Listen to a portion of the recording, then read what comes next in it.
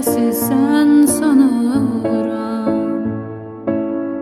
Darıxıram gecələr göydə ulduz olanda, xoşbəxt ola bilmirəm tənha yalnız olanda.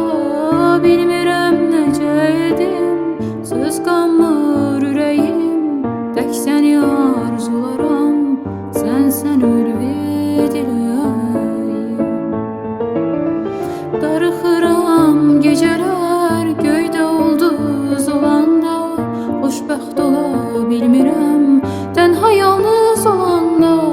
Bilmirəm necə edim, söz qanmır ürəyim, tək səni arzularam, sənsən ülvi diləyim.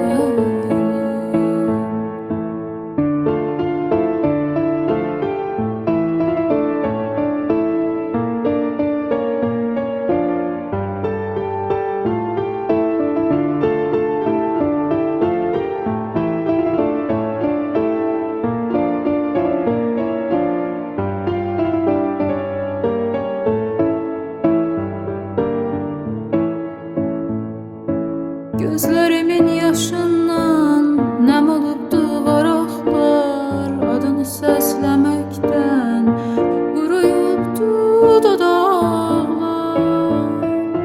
Nə sən də axıtdınmı gözündən yaş bir girə, yoxsa sən də barışdın nakan taleyin ilə.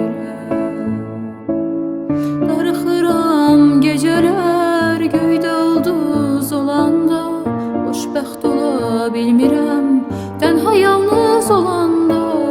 Bilmirəm necə edim, söz qanmır ürəyim, tək səni arzularam, sənsən ülvi diləyim. Darıxıram gecələr göydə ulduz olanda, xoşbəxt ola bilmirəm tənha yalnız olanda.